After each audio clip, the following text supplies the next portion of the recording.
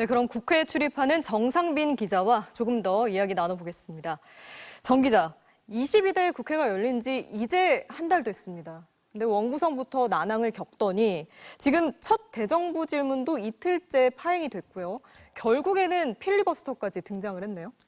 네, 그렇습니다. 이 소수당이 일방적인 법안 통과를 막기 위해서 시간을 끄는 게 필리버스터인데요. 22대 국회가 개원한 지 한 달 만에 이제 벌써 등장을 했습니다. 극단적인 여소야대 지형 속에서 이 강대강 대치의 결과물이라고 볼 수가 있습니다.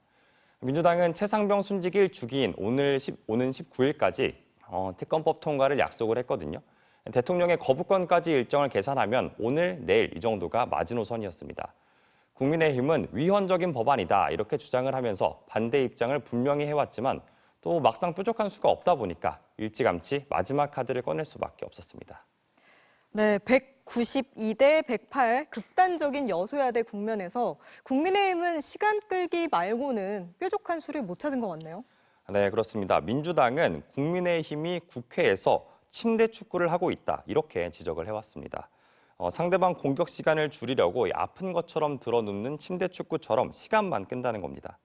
원구성 협상이 결렬되고 나서는 이 국민의힘은 최상병 특검법 청문회 등 상임위 일정을 전면 거부했고요. 또 상임위에 복귀하고 나서도 전세 사기 청문회를 비롯해서 야당이 미리 잡은 일정들을 또 거부했습니다. 대정부 질문도 어제죠. 이제 첫날부터 파행이 됐는데 민주당 김병주 의원이 여당을 향해서 정신 나갔다 이런 격한 표현을 써서 이제 빌미를 줬고 국민의힘이 바로 이 표현을 또 문제를 삼아서 본회의를 파행시키면서 이 최상병 특검법 상정 일정은 그대로 하루 미뤄졌습니다. 앞으로도 비슷한 시간 끌기 상황이 좀 반복될 것으로 보입니다. 네, 어쨌든 내일 토론이 종료가 될 거고 바로 표결을 해서 이 특검법이 통과가 된다고 해도 윤석열 대통령이 또 거부권을 행사할 거다. 이게 기정사실처럼 여겨집니다.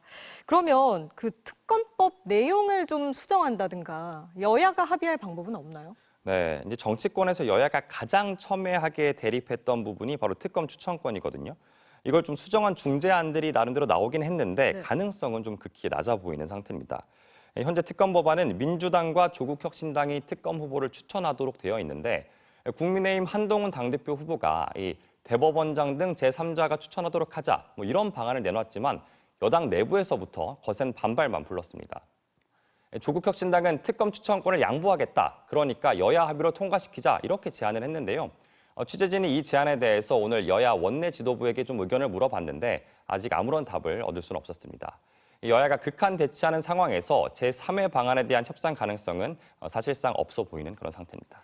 네, 그러면 결국에 법안이 그대로 통과되고 대통령도 또 거부권을 행사를 하면 전국은 더 얼어붙을 수밖에 없겠네요. 네, 그렇습니다. 강대강 대치도 심화될 거고 이 전국 급냉도 불가피해 보입니다. 정부 여당은 대통령의 계속된 거부권 행사가 부담일 거고요. 또 이제 집권당인데도 끌려갈 수밖에 없는 상황도 답답할 겁니다. 네. 반면에 민주당과 야권은 협치가 실종됐다. 또 이런 비판을 무시할 수는 없거든요. 더구나 이제 만약 특검법 재표결이 다시 실패하면 192석을 갖고도 성과를 못 냈다. 이런 역풍도 우려가 될 겁니다. 결국 여야 모두 여론 추이를 의식을 할 텐데 그렇다고 해도 이 답답한 전국의 출구가 현재는 잘 안 보이는 것 같습니다. 네, 여기까지 듣겠습니다. 정상빈 기자 잘 들었습니다.